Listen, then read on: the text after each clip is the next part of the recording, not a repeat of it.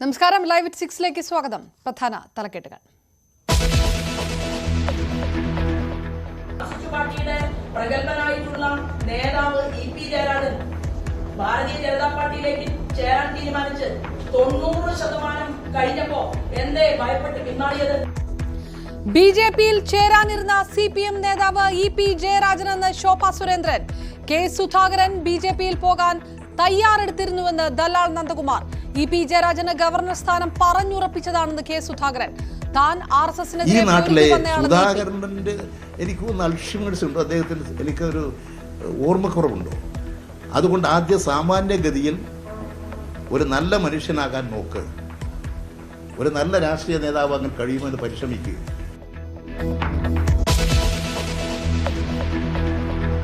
വിധിയെഴുതാൻ സംസ്ഥാനം ഒരുങ്ങി. വോട്ടെടുപ്പ് നാളെ രാവിലെ 7 മുതൽ. ഒരുക്കങ്ങൾ പൂർണ്ണം.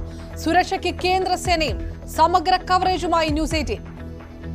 വോട്ട് ചെയ്യുമ്പോൾ ഓരോ പോളിംഗ് ബൂത്തിലെയും തത്സമയ വിവരങ്ങളുമായി ന്യൂസ് 18 കേരളം. നാളെ രാവിലെ 6 മുതൽ തത്സമയം.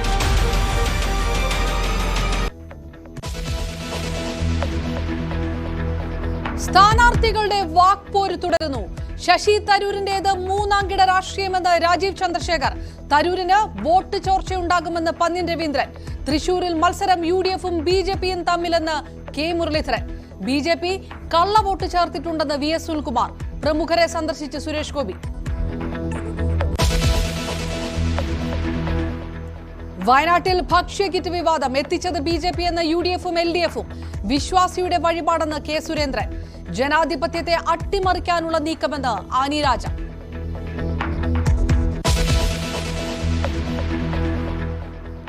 പത്തനംതിട്ട പോളിംഗ് ഉദ്യോഗസ്ഥരുടെ പട്ടിക ചോർന്നതിൽ നടപടി. LG ക്ലർക്കിന് സസ്പെൻഷൻ. കെ രാധാകൃഷ്ണന് അകമ്പടി വാഹനത്തിൽ ആയുധങ്ങൾ. ദൃശ്യങ്ങൾ പുറത്തുവിട്ട് UDF. ആക്രമണത്തിന് ശ്രമമെന്ന് രമ്യ ഹരിദാസ്. പ്രചാരണ ബോർഡുകൾ അഴിച്ചുമാറ്റാൻ ഉപയോഗിച്ച ആയുധങ്ങളെന്ന് CPM.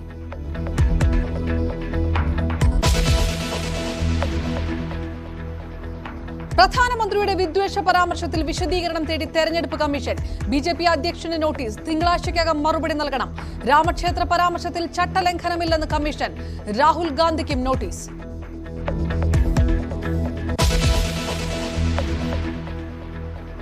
തൃശൂർ പൂരത്തിനിടെ വിദേശ വനിതയെ അപമാനിക്കാൻ ശ്രമം. പാലക്കാട് സ്വദേശി ചുംബിക്കാൻ ശ്രമിക്കുന്ന ദൃശ്യം പുറത്ത്. ദുരനുഭവം പങ്കുവെച്ച് വനിതയുടെ വീഡിയോ പോസ്റ്റ്. തൃശൂർ പൂരത്തിനിടെ ഉണ്ടായ സംഭവങ്ങളിൽ സർക്കാരിനോട് വിശദീകരണം തേടി ഹൈക്കോടതി.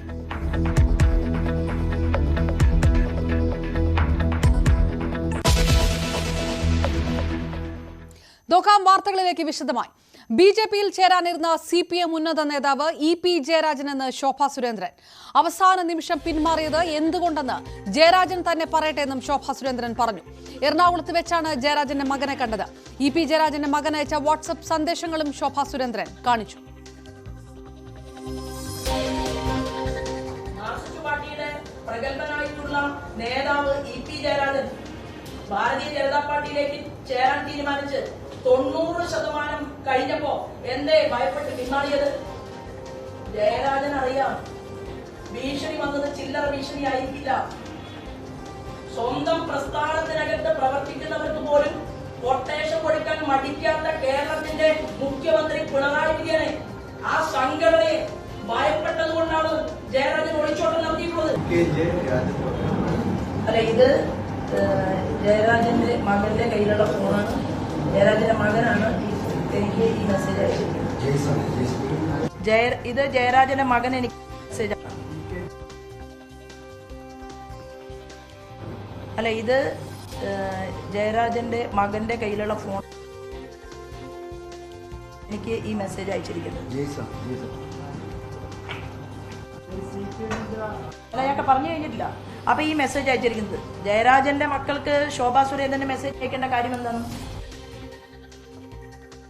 തന്നെയും ഇ.പി. ജയരാജനെയും കാണാൻ BJP നേതാവ് പ്രകാശ് ജാവ്ദേക്കർ വന്നെന്ന് ദല്ലാൽ നന്ദകുമാർ പറഞ്ഞു. പിണറായിയുടെ രക്ഷകനായാണ് ഇ.പി. എത്തിയത്. ജാവ്ദേക്കറുമായി കൂടിക്കാഴ്ച നടത്തിയത് തിരുവനന്തപുരത്ത് വെച്ചാണെന്നും നന്ദകുമാർ ആരോപിച്ചു. എന്നെയും ഇ.പി. ജയരാജനെയും കാണാൻ കേരളത്തിന്റെ ഇൻചാർജ് ജാവ്ദേക്കർ കണ്ടു. എൻ്റെ സാന്നിധ്യത്തിൽ ജാവ്ദേക്കർ പറഞ്ഞു, ഞങ്ങൾക്ക് ഇവിടെ രക്ഷയില്ല. ഇ.പി. ജയരാജൻ പറഞ്ഞു, രക്ഷയില്ല. അഡ്ജസ്റ്റ്മെന്റിന് വിധേയമാവാമോ എന്ന് ചോദിച്ചു. പകരം പിണറായി വിജയന്റെ വീട്ടിലെ SNC ലാവലിനെ അവസാനിപ്പിക്കാം. യാതൊരുവിധ ബഹളത്തിനും നടപടി ഉണ്ടാവില്ല. ഇതെൻ്റെ ഉറപ്പല്ല. എൻ്റെ വീട്ടിൽ അമിത്ഷാ വരും. അവിടെ വെച്ച് EP ഉറപ്പ് തരുന്നു. ലാംഗ്വേജ് പ്രശ്നമുള്ളതുകൊണ്ട് കുമാരനെയും കൂട്ടിക്കോ. EP പറഞ്ഞ് നടക്കൂല. P ജയരാജനെയും എന്നെയും ജാവദേക്കർ സ്വന്തമായി വന്നുകൊണ്ട് അന്ന് വണ്ടി കയറിയതെന്നല്ല ഇഷ്യൂ. ജാവദേക്കർ പറഞ്ഞു ലെഫ്റ്റിന്റെ സഹായം ഉണ്ടെങ്കിൽ BJPക്ക് അക്കൗണ്ട് തുറക്കാം. പകരം SNC ലാവലിൻ കേസ് ഞങ്ങൾ കൺസിഡർ ചെയ്യും. സോളിസിറ്റർ ജനറൽ ഓഫ് ഇന്ത്യ അടുത്ത പോസ്റ്റിംഗ് പറയും ലാവലിൻ കേസിൽ നിന്ന് CBI പിൻവലിക്കുന്നു. സ്വർണം കള്ളക്കടത്തും മറ്റുമെല്ലാം അന്വേഷണത്തിന്റെ ഏകദേശം എത്തി നിൽക്കുകയായിരിക്കുന്നു. അത് സ്റ്റോപ്പ്. വൈദേഹത്തിനെതിരെയുള്ള പരാതി പറഞ്ഞപ്പോൾ ജയരാജൻ പറഞ്ഞു വൈദേഹത്തിനുള്ള പരാതികൾ അന്വേഷിച്ചോ. വൈദേഹത്തിനുള്ള പരാതിയിൽ എനിക്കൊരു പങ്കാളിത്തവുമില്ല. അത് പറഞ്ഞ് ബാർഗൈൻ ചെയ്യണ്ട. അങ്ങനെ പറഞ്ഞപ്പോൾ ഞങ്ങൾക്ക് എങ്ങനെയും സുരേഷ് ഗോപിയെ ജയിപ്പിച്ചെടുക്കണം. ജയരാജൻ പറഞ്ഞു കേരളത്തിൽ നടക്കില്ല. എങ്ങനെ വിട്ടുവീഴ്ച ചെയ്യാൻ പറ്റും? ഞങ്ങളുടെ മുന്നണിയുടെ ഘടകകക്ഷിയുടെ സ്ഥാനാർത്ഥിയാണ് അവിടെ മത്സരിക്കാൻ വരുന്നത്, CPM അല്ല.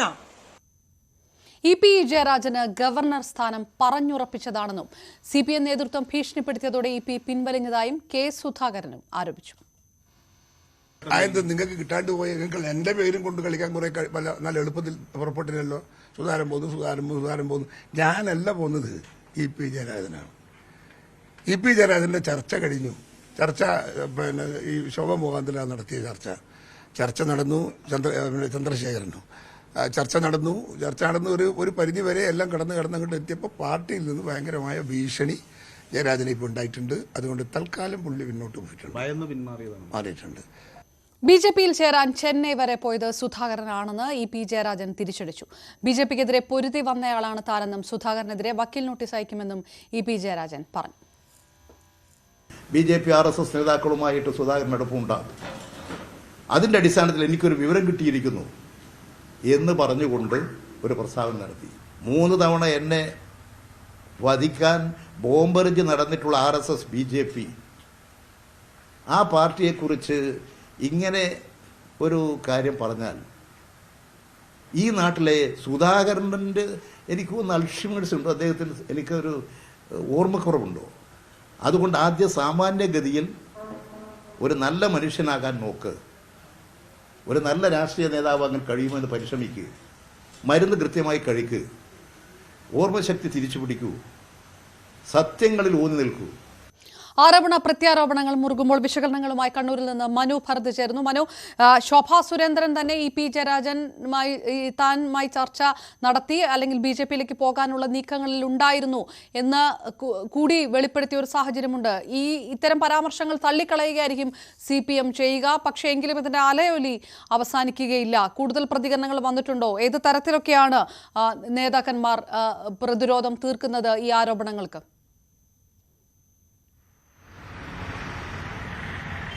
ഇതിൽ ഈ EP ജയരാജനെതിരെ വന്ന ഈ ആരോപണത്തെ സംബന്ധിച്ച് ആദ്യം പ്രതികരിക്കേണ്ട എന്ന ഒരു നിലപാടാണ് പൊതുവെ CPM നേതൃത്വത്തിന് ഉണ്ടായത്.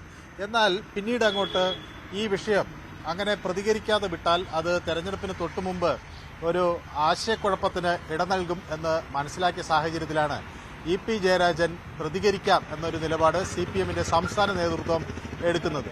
തുടർന്ന് കണ്ണൂരിലെ വീട്ടിൽ എത്തിയ EP ജയരാജൻ മാധ്യമങ്ങളെ കാണാൻ തയ്യാറായി. ആദ്യഘട്ടത്തിൽ ഇതേക്കുറിച്ചൊന്നും പറയാനില്ല എന്ന ഒരു നിലപാട് സ്വീകരിച്ച EP ജയരാജൻ പിന്നീട് പ്രതികരണത്തിന് തയ്യാറായി. മാത്രവുമല്ല, ഒരു K സുധാകരന്റെ ആരോപണത്തെ ഒരു അവജ്ഞയോടുകൂടി തള്ളിക്കളയുന്ന ഒരു രീതിയാണ് EP ജയരാജൻ സ്വീകരിക്കുകയും ചെയ്തത്. സുധാകരൻ കഴിഞ്ഞ ദിവസം അദ്ദേഹത്തിന്റെ മരുന്ന് കഴിക്കാത്തതുകൊണ്ട് അദ്ദേഹത്തിന് ഇന്ന് രാവിലെ പറ്റിയ ഒരു അബളിയാണ് ഇത് എന്ന ഈ പ്രതികരണം എന്ന തരത്തിലൊക്കെയാണ് EP ജയരാജൻ അതിനെ വ്യാഖ്യാനിച്ചത്. സുധാകരന് അമ്നേഷ്യോ മറ്റോ ബാധിച്ചിട്ടുണ്ട്. അദ്ദേഹം വളരെ നിലവാരം കുറഞ്ഞ തരംതാണ രീതിയിലുള്ള രാഷ്ട്രീയ പ്രതികരണങ്ങളാണ് നടത്തുന്നത് എന്ന് പറഞ്ഞുകൊണ്ട് EP ജയരാജൻ അത് തള്ളിക്കളയുകയാണ് ചെയ്തത്. തുടർന്ന് മറ്റാരും ഇതിൽ അങ്ങനെ കാര്യമായി പ്രതികരിക്കേണ്ട എന്നൊരു നിലപാട് ആണ് പാർട്ടി സ്വീകരിച്ചിരുന്നത്. ഈ വിഷയം വന്ന ഘട്ടത്തിൽ തന്നെ നമ്മളിവിടെ CPMന്റെ ജില്ലാ സെക്രട്ടറിയുടെ ചുമതല വഹിക്കുന്ന TV രാജേഷിനെ കണ്ടിരുന്നു. അന്ന് TV രാജേഷ് ശോഭാ സുരേന്ദ്രനെ അദ്ദേഹം വെല്ലുവിളിക്കുകയാണ് ചെയ്തത്. ആരാണ് ഈ ആൾ എന്ന് പറയാൻ ധൈര്യമുണ്ടെങ്കിൽ ശോഭാ സുരേന്ദ്രൻ പറയണം. അങ്ങനെ ആരെയും വിലയ്ക്ക് വാങ്ങാൻ CPMൽ നിന്ന് കഴിയില്ല എന്ന് അദ്ദേഹം പറഞ്ഞു. അതിന് ശേഷമാണ് ഇന്ന് രാവിലെ K സുധാകരനെ കണ്ടപ്പോൾ ഞങ്ങൾ ഈ വിഷയം അദ്ദേഹത്തോട് ചോദിച്ചത്. തുടർന്നാണ് കെ സുധാകരൻ ഈ വിഷയത്തിൽ നിങ്ങൾക്കിത് ഇതുവരെ കിട്ടിയില്ലേ, ഇത് ഇ.പി. ജയരാജനാണ്, കെ സുധാകരൻ BJP-യിലേക്ക് ചേരാൻ പോകുന്നു എന്ന് നാളിതുവരെ വിമർശിച്ച് നടന്ന മാധ്യമങ്ങൾക്ക് എന്തുകൊണ്ട് ഈ വിവരം കിട്ടിയില്ല എന്ന തരത്തിൽ അദ്ദേഹം പ്രതികരിക്കുകയും ഇ.പി. ജയരാജനാണ് ഇങ്ങനെ ഒരു ചർച്ച നടത്തുകയും ഗവർണർ സ്ഥാനം ഉറപ്പിച്ച് അങ്ങോട്ട് പോകാൻ നീക്കം നടത്തുകയും ചെയ്തു എന്ന് പറയുകയും ചെയ്തിട്ടുള്ളത്. ഏതായാലും ശോഭാ സുരേന്ദ്രനും ആ വസ്തുത ന്യായീകരിക്കുന്നു, അല്ലെങ്കിൽ ആ വസ്തുത അംഗീകരിക്കുന്നു. ശോഭാ സുരേന്ദ്രനും ഇ.പി. ജയരാജൻ തന്നെയാണ് ചർച്ച നടത്തിയ CPM നേതാവ് എന്ന് സമ്മതിക്കുന്നു. രണ്ടുപേരും ഈ 90% BJP-യിലേക്ക് പോകാൻ ഇ.പി. ജയരാജൻ തയ്യാറായിരുന്നു എന്ന ആരോപണം ഉന്നയിക്കുന്നു. അതേസമയം ഭയം കൊണ്ടാണ്, പിന്നീട് CPM നേതൃത്വത്തിൽ നിന്നുണ്ടായ ഭീഷണി കൊണ്ടാണ് തിരിഞ്ഞു പോകേണ്ട ഒരു സാഹചര്യം ഉണ്ടായത് എന്ന ആരോപണവും ഉന്നയിക്കുന്നു. ഏതായാലും CPM നേതൃത്വം ഇതിനെ ഒരു CPM ജയിക്കും അല്ലെങ്കിൽ തെരഞ്ഞെടുപ്പിൽ നേട്ടമുണ്ടാക്കുന്നു എന്ന് കണ്ടതിന്റെ ഭാഗമായി പരാജയ ഭീതിയിൽ നിന്ന് ഉയർന്നു വന്നിട്ടുള്ള ആരോപണങ്ങളായി ചെറുക്കുക എന്നൊരു രീതിയാണ്. മനു, തെരഞ്ഞെടുപ്പുമായി ബന്ധപ്പെട്ട ആ രീതിയിലുള്ള പ്രതിരോധം ഉയരുന്നത് സ്വാഭാവികമാണ്. പക്ഷേ കെ സുധാകരൻ പറഞ്ഞതിനെ ശോഭാ സുരേന്ദ്രനും സ്ഥിരീകരിച്ച സ്ഥിതിക്ക് കണ്ണൂരിലെ CPM രാഷ്ട്രീയം ഇതുമായി ബന്ധപ്പെട്ട് പ്രതിരോധത്തിലാകുന്ന ഒരു സാഹചര്യമുണ്ടല്ലോ. വരും ദിവസങ്ങളിൽ കൂടി അതുമായിട്ട് ബന്ധപ്പെട്ടുള്ള കൂടുതൽ പരാമർശങ്ങളൊക്കെ വരാനുള്ള സാധ്യത, കൂടുതൽ ഇനി ഭിന്നത ഏതെങ്കിലും തരത്തിലുണ്ടെങ്കിൽ അത് പുറത്തു വരാനുള്ള സാധ്യതയൊക്കെ ഉണ്ടോ?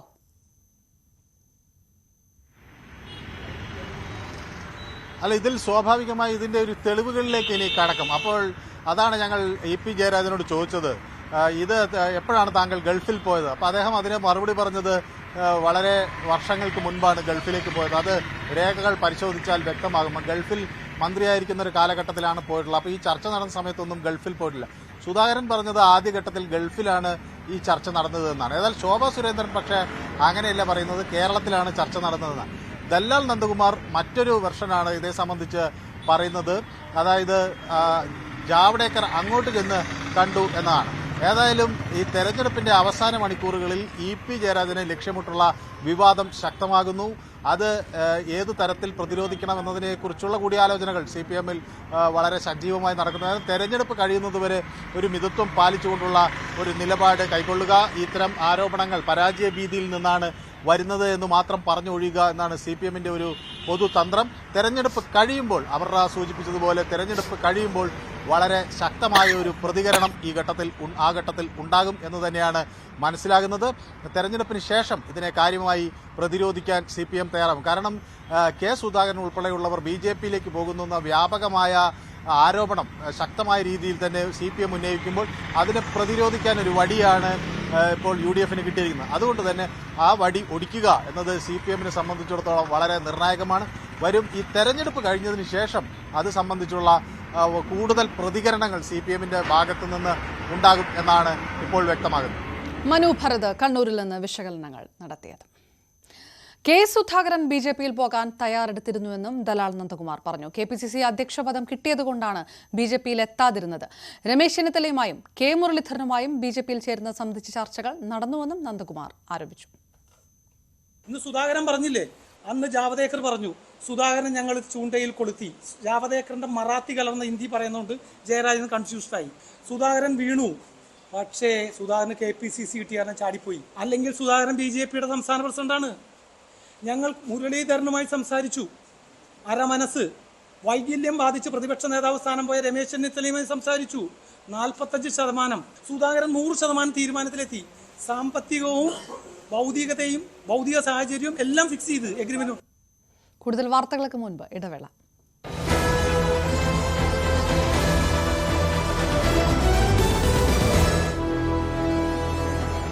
Please vote. Save. ഇനി വിധിയെഴുത്ത്. കേരളം വോട്ട് ചെയ്യുമ്പോൾ ഓരോ പോളിംഗ് ബൂത്തിലെയും തത്സമയ വിവരങ്ങളുമായി ന്യൂസ് 18 കേരളം. നാളെ രാവിലെ 6 മുതൽ തത്സമയം. ന്യൂസ് 18 കേരളം, മലയാളത്തിന്റെ ദേശീയ channel.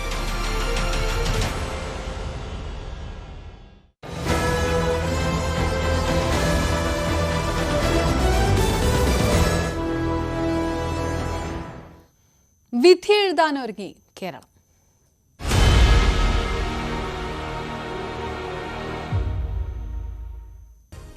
Political Grand Finale, co-presented by Berger Paints, 100 Years of Trust, powered by ICL FinCorp. ICL FinCorp, the intelligent choice. Educational partners, IBIS Group of Educational Institutions. ഇനി കണ്ണടച്ചല്ല, കണ്ണ് തുറന്ന് സ്വപ്നം കാണാം. IBISലൂടെ Indian Institute of Commerce, Lakshya. Join Indian Institute of Commerce, Lakshya. 21ാം വയസ്സിൽ life is സെറ്റിൽ. 1.5 മാസം നീണ്ട പ്രചാരണത്തിനൊടുവിൽ സംസ്ഥാനം നാളെ പോളിംഗ് ബൂത്തിലേക്ക് എത്തുന്നു. നിശബ്ദ പ്രചാരണ ദിവസമായ ഇന്ന് അടിയൊഴുക്കുകൾ അനുകൂലമാക്കാനായുള്ള ശ്രമത്തിലായിരുന്നു മുന്നണികൾ. 20 മണ്ഡലങ്ങളിലായി 194 സ്ഥാനാർത്ഥികളാണ് മത്സരരംഗത്തുള്ളത്. 2.77 കോടി വോട്ടർമാരാണ് നാളെ വിധിയെഴുതുക. പോളിംഗ് സാമഗ്രികൾ വിതരണം ചെയ്തു. ഞങ്ങളുടെ പ്രതിനിധികൾ വിവിധയിടങ്ങളിൽ നിന്ന് ചേരുന്നു. വി അരുണിലേക്ക് ആദ്യം. അരുൺ, പ്രധാനമായിട്ടും തെക്കൻ കേരളവുമായി ബന്ധപ്പെട്ട് ഏത് തരത്തിലായിരുന്നു പ്രധാനപ്പെട്ട മണ്ഡലങ്ങളിലെല്ലാം സ്ഥാനാർത്ഥികൾ നിശബ്ദ പ്രചാരണ ദിവസം വിനിയോഗിച്ചത്? കൂടുതൽ ജനങ്ങളിലേക്ക് ഇറങ്ങിച്ചെന്ന് വോട്ടുറപ്പിക്കാനുള്ള ഒരു ശ്രമങ്ങളിലേക്ക് കടക്കുമ്പോൾ ഏത് തരത്തിലായിരുന്നു ആ ഒരു അവസാന മണിക്കൂറുകളിലുള്ള നിശബ്ദ പ്രചാരണം? തെക്കൻ കേരളത്തിൽ പ്രത്യേകിച്ച് തിരുവനന്തപുരം, ആറ്റിങ്ങൽ മണ്ഡലങ്ങളിൽ അതിശക്തമായ ത്രികോണ പോരാട്ടമാണ് നടക്കുന്നത്. അതിൻ്റെ വീറും വാശിയും ഈ അവസാന മണിക്കൂറുകളിലും കൊട്ടിക്കലാശം കഴിഞ്ഞ് നിശബ്ദ പ്രചരണത്തിൻ്റെ ദിവസത്തിൽ പോലും അതിശക്തമായ ആരോപണ പ്രത്യാരോപണങ്ങളായി കളമൊരുകയായിരുന്നു മുന്നണികളും സ്ഥാനാർത്ഥികളും. തിരുവനന്തപുരത്ത് പന്നിൻ രവീന്ദ്രനാണ് രാവിലെ വിവാദ പരാമർശങ്ങൾക്ക് തുടക്കമിട്ടത്. ഇവിടെ മത്സരം ശശി തരൂർ വളരെ പിന്നിൽ പോയിരിക്കുന്നു, മധ്യവർഗ വോട്ടുകൾ അദ്ദേഹത്തിന് നഷ്ടപ്പെടും, ശശി തരൂരിൻ്റെ പിന്തുണ വോട്ടുകൾ ചോർന്നു പോകുന്നുവെന്ന പരാമർശവുമായി ആദ്യം രംഗത്തെത്തിയത് പന്നിൻ രവീന്ദ്രനാണ്. ഇവിടെ LDFും NDAയും തമ്മിലാണ് മത്സരമെന്ന ഒരു പരോക്ഷ പരാമർശവും അദ്ദേഹം ഇന്നും നടത്തി. അതിന് മറുപടിയുമായി ശശി തരൂറും രാജീവ് ചന്ദ്രശേഖറും രംഗത്തെത്തി.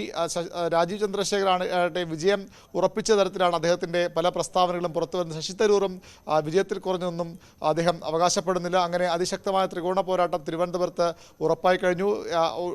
നേരത്തെ കാണാൻ വിട്ടുപോയ ആളുകൾ, വോട്ട് ബാങ്കുകൾ, വോട്ട് ഗ്രൂപ്പുകൾ, ഇവരെ കാണാനുള്ള തിരക്കിലായിരുന്നു സ്ഥാനാർത്ഥികൾ. വാർത്താ സമ്മേളനങ്ങളുമായും സ്ഥാനാർത്ഥികൾ നിറഞ്ഞു നിന്നു. ആറ്റിങ്ങലിലും അതിശക്തമായ പോരാട്ടം നടക്കുന്നുണ്ട്. ആറ്റിങ്ങലിലെ ഇരട്ട വോട്ട് ആരോപണം, അടൂർ പ്രകാശിൻ്റെ ആരോപണം ഇന്നലെ അദ്ദേഹം ഉന്നയിച്ചതാണ്. ഇന്ന് അതിനെ ആദ്യം ചോദ്യം ചെയ്ത് രംഗത്ത് വന്നത് ജില്ലാ വരണാധികാരി കൂടിയായ ജില്ലാ കളക്ടറാണ്. അദ്ദേഹം പൂർണ്ണമായും തള്ളിക്കളഞ്ഞു അടൂർ പ്രകാശിൻ്റെ ആരോപണം. ഇരട്ട വോട്ട് എന്ന കാര്യമില്ല, ചില വോട്ടുകൾ സ്ഥലം മാറിപ്പോയുടെ 500 പരം വോട്ടുകളുണ്ട്, അതും ആരും 2 വോട്ട് ചെയ്യുന്ന സാഹചര്യം ഉണ്ടാകില്ല, അത് പൂർണ്ണമായും തടയാൻ നടപടികൾ കമ്മീഷൻ സ്വീകരിച്ച നിലപാടുമായി ജില്ലാ കളക്ടർ രംഗത്ത് വന്നു. ജില്ലാ കളക്ടറെ ചോദ്യം ചെയ്ത് വൈകിട്ട് അടൂർ പ്രകാശ് വാർത്താ സമ്മേളനം നടത്തുകയും ചെയ്തു. കളക്ടർ ഭരണം മാറുന്നത് ഓർത്തുകൊള്ളണം, ഭരണം മാറുമെന്ന കാര്യം ഓർത്തുകൊള്ളണമെന്ന ഒരു മുന്നറിയിപ്പാണ് ജില്ലാ കളക്ടർക്ക് അടൂർ പ്രകാശ് നൽകിയത്. അത്തരത്തിൽ ആറ്റിങ്ങൽ മണ്ഡലത്തിൽ ഇപ്പോഴും ഇരട്ട വോട്ട് വിവാദം ചൂടുപിടിക്കുകയാണ്. ആറ്റിങ്ങൽ മണ്ഡലത്തിലെ നഗരൂരിൽ കോൺഗ്രസ് നേതാക്കളെ പണവുമായി പിടികൂടിയ തരത്തിലുള്ള വിവരങ്ങളും പുറത്തു വരുന്നുണ്ട്. 5000 രൂപയിൽ താഴെ ആയി സ്ലിപ്പ് വിതരണം ചെയ്യാൻ പോയ DCC അംഗം ഉൾപ്പെടെയുള്ളവരെയാണ് അവിടെ ഇടതു മുന്നണി പ്രവർത്തകർ തടഞ്ഞു വെച്ചത്. പിന്നീട് ഇലക്ഷൻസ് കോഡ് ഇവരിൽ നിന്ന് പണം കണ്ടെത്തുകയും ചെയ്തു. അത് പോലീസിൻ്റെ അന്വേഷണത്തിലുമാണ് അത്തരം വിഷയങ്ങൾ. അങ്ങനെ തെക്കൻ കേരളത്തിലെ പ്രധാനപ്പെട്ട 2 മണ്ഡലങ്ങളിൽ, ത്രികോണ പോരാട്ടം നടക്കുന്ന 2 മണ്ഡലങ്ങളിൽ ഈ രീതിയിൽ ഇന്നും വാദപ്രതിവാദങ്ങൾ, ആരോപണങ്ങൾ ശക്തമാണ്. കൊല്ലത്ത് ശക്തമായ പോരാട്ടം തന്നെ കൊല്ലത്ത് നടക്കുന്നുണ്ട്. അവിടെ UDF സ്ഥാനാർത്ഥി സിറ്റിംഗ് MP പ്രേമചന്ദ്രൻ വിജയിക്കുമെന്ന വലിയ പ്രതീക്ഷയാണ് UDF കേന്ദ്രങ്ങൾക്കുള്ളത്. ഇത്തവണ കാര്യങ്ങൾ മാറിമറിയുമെന്ന് ഇടതുമുന്നണിയും നില മെച്ചപ്പെടുത്തുമെന്ന് BJPയും അവിടെ നിലപാടെടുക്കുന്നു. പത്തനംതിട്ടയിലും അതിശക്തമായ ത്രികോണ പോരാട്ടം, അവിടെയും ആര് ജയിക്കും ആര് പരാജയപ്പെടുമെന്ന് പറയാൻ കഴിയാത്ത തരത്തിലുള്ള പോരാട്ടമാണ് അവസാന മണിക്കൂറുകളിലും നടക്കുന്നത്. ഏതായാലും തെരഞ്ഞെടുപ്പിനുള്ള ഒരുക്കങ്ങൾ തെക്കൻ കേരളത്തിൽ പൂർണ്ണമാണ്. വോട്ടിംഗ് സാമഗ്രികളുടെ വിതരണം രാവിലെ 8 മണിക്ക് തന്നെ ആരംഭിച്ചു. വൈകിട്ടോടുകൂടി ഏകദേശം എല്ലാ ബൂത്തുകളിലേക്കും തെരഞ്ഞെടുപ്പ് ഉദ്യോഗസ്ഥർ പോളിംഗ് സാമഗ്രികളുമായി എത്തി. ഇനി ബൂത്ത് സജ്ജീകരിക്കലാണ് ഇനി രാത്രി കൊണ്ട് നടക്കുക. നാളെ രാവിലെ 6 മണിക്ക് മോക്ക് പോൾ ആരംഭിക്കും. തെരഞ്ഞെടുപ്പിനുള്ള എല്ലാ ഒരുക്കങ്ങളും സംസ്ഥാനത്ത് പൂർത്തിയായതായി മുഖ്യ തെരഞ്ഞെടുപ്പ് ഓഫീസർ സഞ്ജയ് കൗളും അറിയിച്ചു. തെക്കൻ കേരളത്തിലെ വിവരങ്ങളുമായി വി അരുൺ ചേർന്നപ്പോൾ മധ്യ കേരളത്തിൽ നിന്ന് ടോം കുര്യാക്കോസും നമുക്കൊപ്പം ചേരുന്നു. ടോമും, അവസാന നിശബ്ദ പ്രചാരണത്തിന് ദിവസവും വാർത്തയ്ക്കും വിവാദങ്ങൾക്കും പഞ്ഞമുണ്ടായിരുന്നില്ല. ചേലക്കരയിൽ നിന്ന് ആയുധ വിവാദം വരിക, സമുദായ നേതാക്കളെ കണ്ട് സുരേഷ് ഗോപിയുടെ സന്ദർശനം, ആ തരത്തിൽ സജീവമായിരുന്നു മധ്യ കേരളവും നിശബ്ദ പ്രചാരണ ദിവസം, അല്ലേ?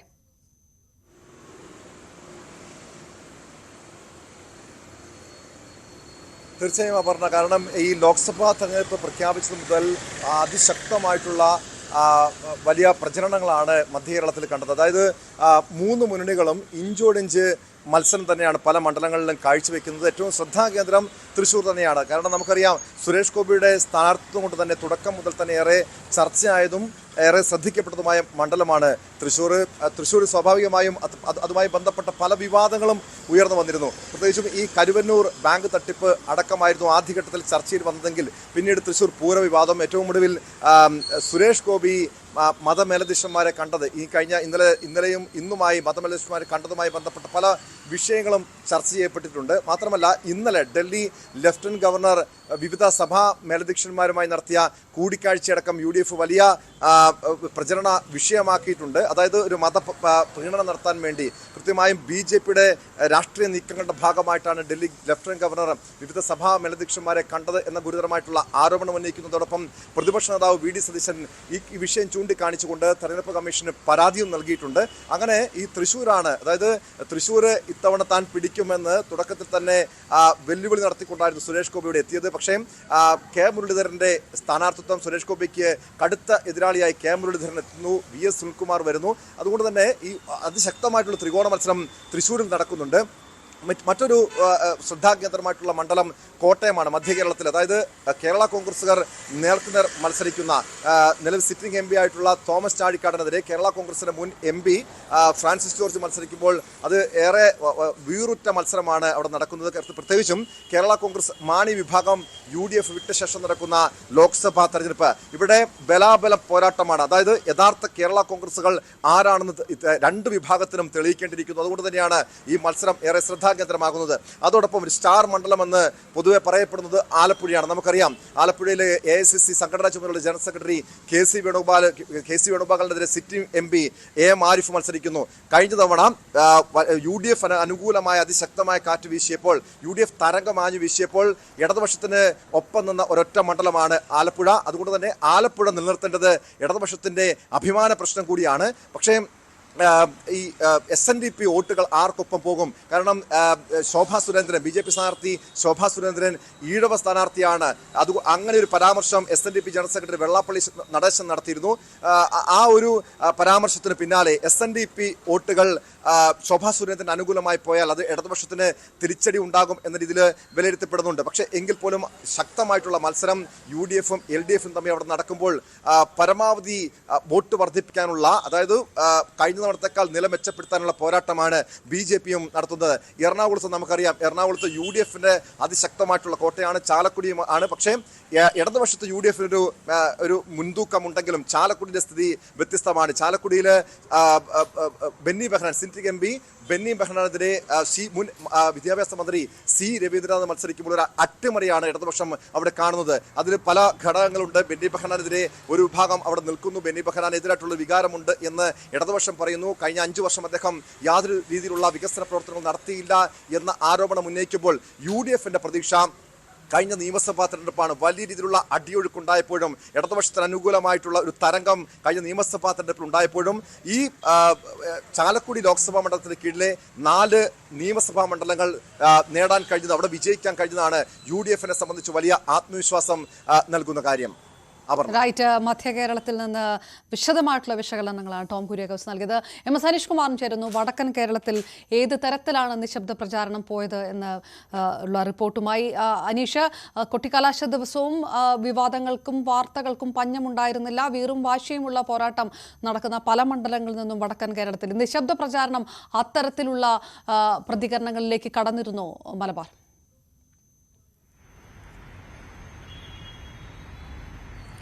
തീർച്ചയായും നിശബ്ദ പ്രചാരണത്തിന് വലിയ കോലാഹലങ്ങളില്ലാതെ തന്നെ കാര്യങ്ങൾ പോയി. കാരണം സ്ഥാനാർത്ഥികൾ പലരും തന്നെ നിശബ്ദമായി അല്ലെങ്കിൽ സ്വകാര്യ സന്ദർശനങ്ങളിൽ ഏർപ്പെട്ടിരിക്കുന്ന ഒരു കാഴ്ചയാണ്. പല സ്ഥാനാർത്ഥികളെയും നേരിട്ട് മാധ്യമങ്ങൾക്ക് പോലും ഇന്ന് ലഭിക്കാത്ത ഒരു സാഹചര്യം തന്നെയാണ് ഈ വടക്കൻ കേരളത്തിലെ പല ഇടങ്ങളിലും ഉള്ളതെന്ന് നമുക്ക് നിസ്സംശയം പറയാം. ഈ കോഴിക്കോട് ജില്ലയിൽ തന്നെ പരിഗണിച്ചാൽ 3 മണ്ഡലങ്ങൾ ഉൾപ്പെടുന്ന ഒരു ജില്ലയാണ്. 28 ലക്ഷത്തിലധികം വോട്ടർമാർ, 28,51,514 വോട്ടർമാരാണ് കോഴിക്കോട് ജില്ലയിൽ സമ്മതിദാനാവകാശം വിനിയോഗിക്കാൻ ഉള്ളത്. ഇതിൽ 1207 പോളിംഗ് സ്റ്റേഷൻ വടകരയിലും 1206 പോളിംഗ് സ്റ്റേഷൻ കോഴിക്കോട് മണ്ഡലത്തിലും ഉണ്ട്. അതിന്റെ ക്രമീകരണങ്ങളൊക്കെ പൂർത്തിയായി പൂർണ്ണമായും വോട്ടർമാരെ സ്വീകരിക്കാനായി പോളിംഗ് ബൂത്തുകൾ ഒരുങ്ങി നിൽക്കുന്ന കാഴ്ച നമുക്ക് കാണാൻ കഴിയും. ഇതിനെയും രാവിലെയാണ് മോക്ക് പോളിംഗ് അടക്കമുള്ള കാര്യങ്ങൾ ഏർപ്പെടുക. ഉദ്യോഗസ്ഥർ അതത് ഡ്യൂട്ടിക്കായി നിയോഗിക്കപ്പെട്ട സ്കൂളുകളിൽ ഇന്ന് രാത്രി തങ്ങുകയും ചെയ്തിരിക്കുന്നു.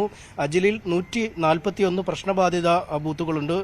അതിൽ വടകരയിൽ 120 എണ്ണമുണ്ട്. ഈ മാവോയിസ്റ്റ് ഭീഷണിയുള്ള പ്രത്യേകം ബൂത്തുകളുണ്ട്. അതിൽ 43 ബൂത്തുകളാണ് ഇത്തരത്തിൽ മാവോയിസ്റ്റ് ഭീഷണിയുള്ളതായി വടകര മണ്ഡലത്തിന്റെ കീഴിൽ വിലയിരുത്തിയിരിക്കുന്നത്. ഒപ്പം മറ്റു ചില ക്രമസമാധാന പ്രശ്നങ്ങൾ നമുക്കറിയാം. പാനൂർ സ്ഫോടനമടക്കമുള്ള ചില കാര്യങ്ങളും തെരഞ്ഞെടുപ്പ് കാലത്ത് തന്നെ ചർച്ചാ വിഷയമായതാണ്. അതുകൊണ്ട് പ്രത്യേക സുരക്ഷാ സന്നാഹങ്ങൾ ഇവിടെ ഒരുക്കിയിട്ടുണ്ട്.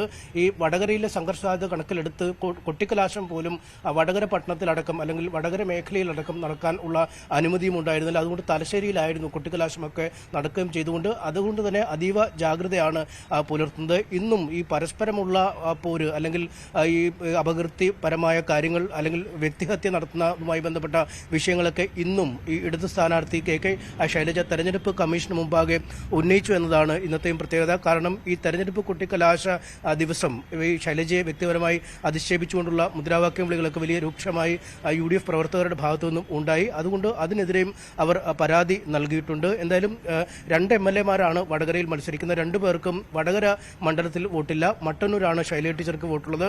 പാലക്കാടാണ് ഷാഫി പറമ്പിലിന് വോട്ടുള്ളത്. എന്തായാലും 2 പേരും രാവിലെ അവരവരുടെ മണ്ഡലങ്ങളിൽ വോട്ട് ചെയ്ത ശേഷമാവും വടകരയിലേക്ക് എത്തുകയെന്ന് അറിയിച്ചിരിക്കുന്നു.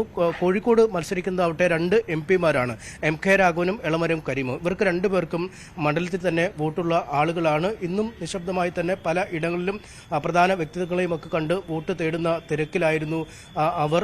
മറ്റ് വടക്കൻ കേരളത്തിലെ മറ്റ് മണ്ഡലങ്ങളിലും സമാനമായ രീതിയിൽ തന്നെ വലിയ പോരാട്ടം നടക്കുന്നുണ്ട്. ആ പോരാട്ടത്തിന്റെ എല്ലാ ചൂടും ചൂരും അറിയുന്നതായിരുന്നു പ്രചരണ രംഗവും കൊട്ടിക്കലാശവും ഒക്കെ. മലപ്പുറം അടക്കമുള്ള മേഖലകളിൽ ഇത്തവണ ഈ ന്യൂനപക്ഷ വോട്ടുകളിൽ ഏതെങ്കിലും തരത്തിലുള്ള വിള്ളൽ ഉണ്ടാവുകയോ ഏതെങ്കിലും തരത്തിലുള്ള ഒരു ഏകോപനം ഏതെങ്കിലും വശത്തേക്ക് ഉണ്ടാകുമോ എന്നതടക്കമുള്ള വിഷയങ്ങളൊക്കെ വലിയ ചർച്ചയായി മാറിക്കൊണ്ടിരിക്കുന്നു. ഒപ്പം സമസ്തയിൽ ഉണ്ടായിരിക്കുന്ന വിള്ളൽ അല്ലെങ്കിൽ സമസ്ത ലീഗുമായി എല്ലാ കാലത്തും അടുപ്പം കാണിച്ചിരുന്നു. അതിൽ വിള്ളൽ വീഴ്ത്താൻ CPM-ന് കഴിഞ്ഞോ? സമസ്തയിൽ നിന്നും ഇടതനുകൂലമായ ചില പ്രസ്താവനകൾ ഉണ്ടാവുന്നത് തള്ളിപ്പറഞ്ഞ് മറ്റു ചില നേതാക്കൾ കൂടി രംഗത്തെത്തിയിരിക്കുന്ന ഒരു സാഹചര്യമുണ്ട്. അതുകൊണ്ട് ഇത്തരം കാര്യങ്ങളിലൊക്കെ ഒരു വലിയ പരീക്ഷണ കാലം തന്നെയാണ് ഈ തെരഞ്ഞെടുപ്പിലൂടെ മുന്നോട്ട് നീങ്ങുന്നത്. ദേശീയ പൗരത്വ നിയമം അടക്കമുള്ള വിഷയങ്ങളെ ചൊല്ലിയുള്ള വലിയ കോലാഹലങ്ങൾ ഉയർന്ന ഇടം കൂടിയാണ്. അതുകൊണ്ട് ഈ കോഴിക്കോട്, വടകര, കാസർഗോഡ്, മലപ്പുറം തുടങ്ങിയ മേഖലകളിൽ ഏത് തരത്തിലുള്ള ഒരു മാറ്റം ഈ പ്രചാരണ വിഷയങ്ങൾ തീർച്ചയായിട്ടും ശക്തമായ പ്രചാരണം പോലെ തന്നെ നിശബ്ദ പ്രചാരണ ദിവസവും സജീവമായിരുന്നു കേരളത്തിലെ 20 മണ്ഡലങ്ങളിലും. വിശദാംശങ്ങളാണ് ഞങ്ങളുടെ റിപ്പോർട്ടർമാർ നൽകിയത്. കേരളം ഉൾപ്പെടെ 13 സംസ്ഥാനങ്ങളിലെ 88 ലോക്സഭാ മണ്ഡലങ്ങളാണ് നാളെ വിധിയെഴുതുക. കേരളത്തിലെ 20-ന് പുറമെ കർണാടകത്തിലെ 14-ഉം രാജസ്ഥാനിലെ 13 മണ്ഡലങ്ങളിലും 2ാം ഘട്ടത്തിലാണ് തെരഞ്ഞെടുപ്പ്. ഉത്തർപ്രദേശിലെയും മധ്യപ്രദേശിലെയും 8 മണ്ഡലങ്ങളിലും വോട്ടെടുപ്പ് നടക്കും. കലാപബാധിത മേഖലയായ ഔട്ടർ മണിപ്പൂരിലെ ശേഷിക്കുന്ന ബൂത്തുകളിലും നാളെ വിധിയെഴുതും. വിദ്വേഷ പരാമർശത്തിൽ വിശദീകരണം തേടി തെരഞ്ഞെടുപ്പ് കമ്മീഷൻ. തിങ്കളാഴ്ച 11 മണിക്ക് മുൻപ് മറുപടി നൽകണം. പാർട്ടി അധ്യക്ഷന്മാരോടാണ് കമ്മീഷൻ വിശദീകരണം തേടിയിരിക്കുന്നത്. താരപ്രചാരകരുടെ പരാമർശങ്ങൾക്ക് പാർട്ടി അധ്യക്ഷന്മാർക്ക് ഉത്തരവാദിത്തമുണ്ടെന്നാണ് കമ്മീഷന്റെ നിലപാട്. രാമക്ഷേത്ര പരാമർശത്തിൽ ചട്ടലംഘനമില്ലെന്ന് തെരഞ്ഞെടുപ്പ് കമ്മീഷൻ രാഹുൽ ഗാന്ധിക്കും നോട്ടീസ് അയച്ചു. പ്രധാനമന്ത്രിയുടെ വിദ്വേഷ പരാമർശം സംബന്ധിച്ച് കോൺഗ്രസ് അടക്കമുള്ള പാർട്ടികളുടെ പരാതി ഉണ്ടായിരുന്നു. ഈ പരാതി പരിഗണിച്ചുകൊണ്ടാണ് ഇതിൽ നോട്ടീസ് നൽകിയിരിക്കുന്നത്. പ്രധാനമന്ത്രി സ്റ്റാർ ക്യാമ്പയിനറാണ് BJP-യുടേത്. നരേന്ദ്രമോദി സ്റ്റാർ ക്യാമ്പയിനർ എന്ന നിലയ്ക്ക് BJP-യുടെ അധ്യക്ഷൻ JP നദ്ദയാണ് അതിന് മറുപടി നൽകേണ്ടത്. സമാനമായ രീതിയിൽ തന്നെ രാഹുൽ ഗാന്ധിക്കെതിരെയും പരാതി നൽകിയിട്ടുണ്ടായിരുന്നു BJP അടക്കമുള്ള പാർട്ടികൾ. ഈ പരാതികൾ പരിഗണിച്ചുകൊണ്ട് കോൺഗ്രസ് അധ്യക്ഷൻ മല്ലികാർജ്ജുൻ ഖാർഗെയും നോട്ടീസ് നൽകിയിട്ടുണ്ട്. ഈ തിങ്കളാഴ്ച 29-ാം തീയതി രാവിലെ 11 മണിക്ക് ഇതിന് മറുപടി നൽകണം എന്നാണ് തെരഞ്ഞെടുപ്പ് കമ്മീഷൻ ആവശ്യപ്പെട്ടിട്ടുള്ളത്. നരേന്ദ്രമോദി രാജസ്ഥാനിൽ നടത്തിയ മുസ്ലിം വിരുദ്ധ പരാമർശം സംബന്ധിച്ച് വിവിധ പാർട്ടികളുടെ ഭാഗത്തു നിന്ന് വലിയ വിമർശനങ്ങൾ ഉയർന്നു. തെരഞ്ഞെടുപ്പ് കമ്മീഷന്റെ പരാതികൾ വന്നിരുന്നു. പക്ഷേ അത് സംബന്ധിച്ച് ഏതെങ്കിലും ഒരു നടപടിയെടുക്കാൻ തെരഞ്ഞെടുപ്പ് കമ്മീഷൻ തയ്യാറായിരുന്നില്ല. അത് സംബന്ധിച്ചും പ്രതിപക്ഷ പാർട്ടികളുടെ ഭാഗത്തു നിന്ന് പ്രധാനമന്ത്രിക്കെതിരെ ഉന്നയിച്ച് ഗൗരവമായ ഒരു വിഷയത്തിൽ എന്തുകൊണ്ട് തെരഞ്ഞെടുപ്പ് കമ്മീഷൻ ഇടപെടുന്നില്ല എന്നുള്ള തരത്തിലടക്കം പരാതികൾ ഉയർന്നിരുന്നു. എന്തായാലും ഇതേ തുടർന്നാണ് ഇന്ന് അങ്ങനെ ഒരു തീരുമാനം തെരഞ്ഞെടുപ്പ് കമ്മീഷന്റെ വന്നിരിക്കുന്നത്. പക്ഷേ തെരഞ്ഞെടുപ്പ് കമ്മീഷൻ അങ്ങനെ ഒരു തീരുമാനം വരുമ്പോൾ മറ്റ് രാഹുൽ ഗാന്ധിക്ക് കൂടി സമാനമായ രീതിയിലേക്ക് അത്തരമൊരു നോട്ടീസ് നൽകിയിട്ടുണ്ട്. ഭാഷയുടെ അടിസ്ഥാനത്തിൽ സംസ്ഥാനങ്ങളെ വിഭജിക്കാൻ വേണ്ടി കേന്ദ്ര സർക്കാർ പരിശ്രമിക്കുന്നു, BJP പരിശ്രമിക്കുന്നു എന്നുള്ള പരാമർശമാണ് രാഹുൽ ഗാന്ധിയുടെ. ഈ പരാമർശത്തിലാണ് വിശദീകരണം ആവശ്യപ്പെട്ടിരിക്കുന്നത്. മറ്റൊന്ന് നരേന്ദ്രമോദിയുടെ പരാമർശം എന്ന് പറയുന്നത് രാജ്യത്തെ മുസ്ലിം ജനവിഭാഗങ്ങൾക്കെതിരായ ഒരു പരാമർശം നരേന്ദ്രമോദി നടത്തിയെന്നും രാജ്യത്തിന്റെ സമ്പത്തിന്റെ നല്ലൊരു ഭാഗം മുസ്ലിം ജനവിഭാഗത്തിന് കൈക്കലാക്കുന്നു, അല്ലെങ്കിൽ അവർക്ക് വേണ്ടി നൽകാനാണ് കോൺഗ്രസ് തീരുമാനം എന്ന മട്ടിലുള്ള പ്രചരണം നടത്തിയതിനെതിരെയാണ് പരാതി നൽകിയിരിക്കുന്നത്. എന്തായാലും ഈ രണ്ട് പരാതിയിലും പാർട്ടി അധ്യക്ഷന്മാർ ഇവർ രണ്ടുപേരും സ്റ്റാർ ക്യാമ്പയിനർമാരാണ്. അതുകൊണ്ട് അതിന്റെ പ്രാഥമിക ഉത്തരവാദിത്തം വരുന്നത് പാർട്ടി അധ്യക്ഷന്മാർക്കാണ്. ആ പാർട്ടി അധ്യക്ഷന്മാർ മറുപടി നൽകണം. ഈ മറുപടി പരിശോധിച്ച ശേഷമാവും മറ്റെന്തെങ്കിലും നടപടികളിലേക്ക് കടക്കണോ, ഇവരെ സ്റ്റാർ ക്യാമ്പയിൻ സ്ഥാനത്ത് മാറ്റണോ, താക്കീത് ചെയ്യണോ, അല്ലെങ്കിൽ ആവർത്തിക്കാതിരിക്കണം എന്നുള്ള മറ്റു നടപടികളിലേക്ക് കടക്കണോ, എന്ത് ചെയ്യണം എന്നുള്ള കാര്യം തെരഞ്ഞെടുപ്പ് കമ്മീഷൻ തീരുമാനിക്കും. വീണ്ടും ഇടവേള.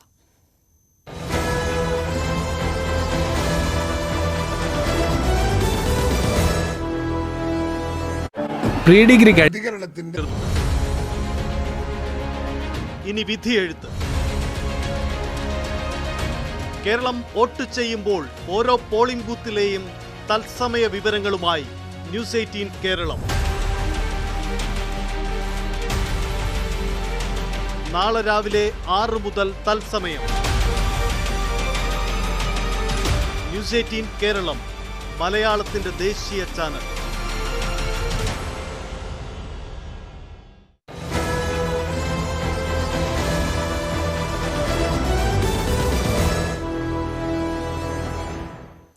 വോട്ടെടുപ്പിന്റെ തലേദിവസം വയനാട്ടിൽ ഭക്ഷ്യകിറ്റ് വിവാദം. സുൽത്താൻ ബത്തേരിയിലും മാനന്തവാടിയിലും വോട്ടർമാർക്ക് വിതരണം ചെയ്യാൻ BJP ഭക്ഷ്യകിറ്റുകൾ എത്തിച്ചെന്നാണ് UDFന്റെയും LDFന്റെയും പരാതി. ജനാധിപത്യത്തെ അട്ടിമറിക്കാനുള്ള നീക്കമാണ് നടക്കുന്നതെന്നും ഇലക്ട്രൽ ബോണ്ടിലൂടെ ലഭിച്ച പണമാണ് ഇത്തരം കാര്യങ്ങൾക്ക് ഉപയോഗിക്കുന്നതെന്നും LDF സ്ഥാനാർത്ഥി ആനി രാജ പ്രതികരിച്ചു. BJP ഉത്തരേന്ത്യയിൽ പരീക്ഷിച്ച പല കാര്യങ്ങളും ഇവിടെയും പരീക്ഷിച്ചുകൊണ്ടിരിക്കുകയാണ്. അത് സുൽത്താൻ ബത്തേരിയുടെ പേര് മാറ്റുന്നത് ഉൾപ്പെടെയുള്ള കാര്യങ്ങൾ, അത് ഇപ്പോൾ ഈ കിറ്റ് കൊടുക്കുക അല്ലെങ്കിൽ ഇത്തരത്തിൽ സാധനങ്ങൾ കൊടുത്ത് സ്വാധീനിക്കുക വോട്ടർമാരെ എന്നുള്ളത്, പ്രത്യേകിച്ച് വീക്കർ സെക്ഷനിൽപ്പെട്ടവരെ സ്വാധീനിക്കുക എന്നുള്ളത്, അത് വടക്കേന്ത്യയിൽ പരീക്ഷിച്ച് പലയിടത്തും അവർ വിജയിക്കുന്ന ഒരു സംഭവം തന്നെയാണ്. അപ്പോൾ ഈ ഇലക്ട്രൽ ബോണ്ടിലൂടെ പണമെല്ലാം അടിച്ചു മാറ്റിയിട്ട്, രാജ്യത്തിന്റെ പണം അടിച്ചു മാറ്റി അത് ഇങ്ങനെ ഈ രീതിയിൽ MP-മാരെ നേരിട്ട് വാങ്ങുക അല്ലെങ്കിൽ MLA-മാരെ വാങ്ങുക, അട്ടിമറിക്കുക, ഭരണം അട്ടിമറിക്കുക, അതല്ലാതെ അതിനപ്പുറത്തേക്ക് തെരഞ്ഞെടുപ്പുകൾ വരുമ്പോൾ വോട്ടർമാരെ ഈ രീതിയിൽ സ്വാധീനിക്കാനുള്ള ശ്രമമാണ് BJP ഇവിടെ നടത്തിയിരിക്കുന്നത്. കിട്ടിയ റിപ്പോർട്ടുകളുടെ അടിസ്ഥാനത്തിൽ BJP സ്ഥാനാർത്ഥിക്ക് വേണ്ടിയാണ് ഇത്തരത്തിൽ ചെയ്തിട്ടുള്ള കിറ്റുകൾ വിതരണം ചെയ്യാൻ വേണ്ടിയാണ് ഈ കിറ്റുകൾ തയ്യാറാക്കിക്കൊണ്ടിരുന്നത് എന്നാണ് മനസ്സിലാക്കിയത്. എന്നാൽ ഭക്ഷ്യക്കിറ്റ് വിശ്വാസിയുടെ വഴിപാടെന്നാണ് BJPയുടെ വിശദീകരണം. T. സിദ്ദിഖിനും രാഹുൽ ഗാന്ധിക്കും പണ്ടേ ഗോത്ര സമൂഹത്തോട് പകയാണെന്ന് K. സുരേന്ദ്രൻ പ്രതികരിച്ചു. ക്ഷേത്രത്തിൽ ഒരു ഭക്തൻ അദ്ദേഹത്തിന്റെ ഗൃഹപ്രവേശത്തോടനുബന്ധിച്ച് അവിടെയുള്ള വിശ്വാസികൾക്ക് വിതരണം ചെയ്യാനായിട്ട് ഒരു വഴിപാട് നേർന്ന കാര്യമാണ് BJPയുടെ തലയിൽ അട്ടിമറിച്ചിരിക്കുന്നത്. BJP നിങ്ങൾ ആക്ഷേപിച്ചോളൂ, LDFും UDFും. പക്ഷേ ഒരു കിറ്റ് വിതരണം എന്നുള്ളത് പുറത്തു വന്നപ്പോൾ അത് മുഴുവൻ ആദിവാസി കോളനികളിലേക്കുള്ളതാണ് എന്നെങ്ങനെയാണ് പറയുന്നത്? ആദിവാസികൾക്ക് മാത്രം എന്താണ് ഇങ്ങനെ ഒരു പ്രത്യേകത? ആദിവാസികൾ ഒരു കിറ്റ് കൊടുത്താൽ അവരുടെ വോട്ട് കിട്ടുമെന്നാണോ? അത് ആ ഗോത്ര സമൂഹത്തെ, ആദിവാസി സമൂഹത്തെ LDFും UDFും അപമാനിച്ചിരിക്കുകയാണ്, അവരെ പരിഹസിച്ചിരിക്കുകയാണ്, അവരെ ആക്ഷേപിച്ചിരിക്കുകയാണ്. ഈ പറയുന്ന കിറ്റിലുള്ള സാധനങ്ങൾ മറ്റുള്ളവരാരും ഭക്ഷിക്കാത്തതാണോ? എന്താ എനിക്ക് മനസ്സിലാവുന്നില്ല. ആദിവാസികൾക്ക് മാത്രമാണോ പയറും പപ്പടവും ഒക്കെ? ബാക്കിയുള്ളവരൊന്നും ഇത് കഴിക്കുന്നവരല്ലേ? എന്തുകൊണ്ടാണ് അങ്ങനെ ഒരു പെട്ടെന്ന് ഇത് ആദിവാസി കോളനികളിൽ വിതരണം ചെയ്യാനുള്ളതാണ് എന്ന് ഇങ്ങനെ ഒരു ആരോപണം ഉന്നയിക്കാനുള്ള കാരണം? ആദിവാസി ഗോത്ര സമൂഹത്തെ കോൺഗ്രസും CPMഉം അപമാനിച്ചിരിക്കുക. ഒരടിസ്ഥാനവുമില്ലാത്ത ആരോപണമാണ് ഉന്നയിച്ചിരിക്കുന്നത്. BJPയുമായി ഇതിന് യാതൊരു ബന്ധവുമില്ല. കൊട്ടിക്കലാശത്തിന് പിന്നാലെയാണ് സുൽത്താൻ ബത്തേരിയിലും മാനന്തവാടിയിലെ 5-ാം മൈലിലും 2 സൂപ്പർ മാർക്കറ്റുകളിൽ നിന്നായി 1500-ലധികം ഭക്ഷ്യക്കിറ്റുകൾ പിക്കപ്പ് വാഹനങ്ങളിൽ കൊണ്ടുപോകുന്നതായി രഹസ്യവിവരം തെരഞ്ഞെടുപ്പ് സ്ക്വാഡിന് ലഭിച്ചത്. ഉടൻ തന്നെ പോലീസിന്റെ സഹായത്തോടെ ഉദ്യോഗസ്ഥർ സ്ഥലത്തെത്തി ഈ വാഹനങ്ങൾ പരിശോധിച്ചു. അതിന് തൊട്ടു പിന്നാലെ LDFന്റെയും UDFന്റെയും പ്രവർത്തകർ ഈ സൂപ്പർ മാർക്കറ്റുകൾക്ക് മുമ്പിൽ തടിച്ചുകൂടുകയായിരുന്നു. നേതാക്കൾ ഉന്നയിച്ച ആക്ഷേപം ഇത് BJPയുടെ നേതൃത്വത്തിൽ ആദിവാസി ഗോത്ര വിഭാഗങ്ങൾക്കിടയിൽ തെരഞ്ഞെടുപ്പിന് മുൻപായി വോട്ടർമാരെ സ്വാധീനിക്കുന്നതിന് വേണ്ടി വിതരണം ചെയ്യാൻ കൊണ്ടുപോകുന്ന കിറ്റുകളാണ് എന്നായിരുന്നു. ഇതിന്റെ പേരിൽ ഉദ്യോഗസ്ഥരും ഈ പ്രവർത്തകരും തമ്മിൽ വാക്കേറ്റം ഉണ്ടാകുകയും ചെയ്തു. പക്ഷേ വിശദമായ പരിശോധനകൾ ആവശ്യമാണെന്നായിരുന്നു സ്ക്വാഡിലെ ഉദ്യോഗസ്ഥരുടെ നിർദ്ദേശം. അതിന് തൊട്ടു പിന്നാലെയാണ് BJP ഇക്കാര്യത്തിൽ നിലപാട് വ്യക്തമാക്കി രംഗത്തെത്തിയത്. കെ സുരേന്ദ്രനെ തന്നെ മാധ്യമങ്ങളോട് വ്യക്തമാക്കിയിരിക്കുന്നത് ആദിവാസി സമൂഹത്തെ അപമാനിക്കുന്നതിനും അവരുടെ അസ്തിത്വത്തെ ചോദ്യം ചെയ്യുന്നതിനുമുള്ള നടപടിയാണ് UDFന്റെയും LDFന്റെയും ഭാഗത്തുനിന്നുണ്ടായിരിക്കുന്നത്. രാഹുൽ വിരുദ്ധ വികാരം വയനാട്ടിൽ ആളിക്കത്തുകയാണ്. അത് മനസ്സിലാക്കിയാണ് കോൺഗ്രസ് ഇത്തരമൊരു ആരോപണവുമായി രംഗത്തെത്തിയിരിക്കുന്നത്. കിറ്റ് വിവാദമല്ല, ക്വിറ്റ് രാഹുൽ വിവാദമാണ് ഇപ്പോൾ വയനാട്ടിൽ ഉണ്ടായിരിക്കുന്നതെന്നും കെ സുരേന്ദ്രൻ വിശദീകരിച്ചു. എന്നാൽ അതിരൂക്ഷമായ വിമർശനവുമായാണ് ഇടതു സ്ഥാനാർത്ഥി ആനി രാജ അടക്കം രംഗത്തെത്തിയിരിക്കുന്നത്. തെരഞ്ഞെടുപ്പിനെ അട്ടിമറിക്കുന്നതിനുള്ള ജനാധിപത്യ വിരുദ്ധമായ നടപടിയാണ് BJPയുടെ ഭാഗത്ത് നിന്ന് ഉണ്ടായിരിക്കുന്നതെന്നായിരുന്നു ആനി രാജയുടെ പ്രതികരണം. കോൺഗ്രസ് നേതാക്കളും അതിശക്തമായ ഭാഷയിൽ തന്നെയാണ് ഈ കിറ്റുകൾ വിതരണം ചെയ്യാനുള്ള നീക്കത്തെ വിമർശിച്ചുകൊണ്ട് രംഗത്തെത്തിയിരിക്കുന്നത്. അതിൽ BJP ഏറ്റവും ഒടുവിൽ വ്യക്തമാക്കുന്നത് ഒരു വിശ്വാസി ക്ഷേത്രത്തിലെ വഴിപാടിന്റെ ഭാഗമായി നൽകിയ നേർച്ചയാണ് ഇത്തരത്തിൽ വിതരണം ചെയ്യാനെത്തിയത്. അതിനെ BJPയുമായി കൂട്ടിക്കെട്ടേണ്ട കാര്യമില്ല. ഏത് അന്വേഷണവുമായി സഹകരിക്കാൻ BJP തയ്യാറാണ്. മറിച്ച് അനാവശ്യമായ വിവാദങ്ങൾ സൃഷ്ടിക്കാൻ ശ്രമിക്കുന്നത് LDFും UDFുമാണ് എന്ന ആക്ഷേപമാണ് BJP മുമ്പോട്ട് വെക്കുന്നത്. എന്തായാലും തെരഞ്ഞെടുപ്പിന് ഒരു ദിനം മാത്രം ബാക്കി നിൽക്കെ വലിയ തരത്തിൽ വിവാദമായി മാറിയിരിക്കുകയാണ് വയനാട് ലോക്സഭാ മണ്ഡലത്തിലെ കിറ്റ് വിവാദം. ആലത്തൂർ മണ്ഡലത്തിലെ ചേലക്കരയിൽ നിന്ന് ആയുധങ്ങൾ കണ്ടെത്തിയത് LDF സ്ഥാനാർത്ഥി കെ രാധാകൃഷ്ണന് അകമ്പടി പോയ വാഹനത്തിൽ നിന്നെന്ന ആരോപണവുമായി UDF. വാഹനത്തിന്റെ CCTV ദൃശ്യങ്ങൾ UDF പുറത്തുവിട്ടു. സംഭവം അതീവ ഗൌരവകരമെന്നും CPM വ്യാപകമായ അക്രമത്തിന് ശ്രമിക്കുന്നതായും രമ്യ ഹരിദാസ് ആരോപിച്ചു. എന്നാൽ പ്രചാരണ ബോർഡുകൾ അഴിച്ചുമാറ്റാൻ ഉപയോഗിച്ച കപ്പിയും പാരയും എന്നാണ് CPM പ്രതികരണം. CCTV ദൃശ്യങ്ങളിലുള്ളവരെ സ്റ്റേഷനിൽ വിളിച്ചു വരുത്തി വിശദീകരണം തേടിയ ശേഷം ചേലക്കര പോലീസ് ഇവരെ വിട്ടയച്ചു. വലിയ വിവാദമായിരുന്നതല്ലേ? ഏതാ ദിവസം എനിക്ക് കൃത്യമായിട്ട് ഓർമ്മയില്ല. വലിയ ചർച്ചയായിരുന്നു, വലിയ വിവാദമായിരുന്നു പത്രമാധ്യമത്തിനകത്ത്. കാരണം ഒന്ന് ആലോചിക്കേണ്ടത്, സമാധാനപരമായിട്ട് പോകുന്ന സ്ഥലങ്ങളിലേക്ക് ഈ ബോംബ് നിർമ്മിച്ച് വാളുകളും അല്ലെങ്കിൽ മറ്റു മാരകായുധങ്ങളൊക്കെ ഉപയോഗിച്ച് വരുന്ന ആളുകളുമായിട്ട് സമ്പർക്കം പുലർത്തുക. അവർക്കൊരു പ്രയാസം വരുമ്പോഴേക്കും അവിടെ ഓടിയെത്തണമെങ്കിൽ മാരകായുധങ്ങൾ കൊണ്ടു നടക്കേണ്ട കാര്യം എന്താണ്?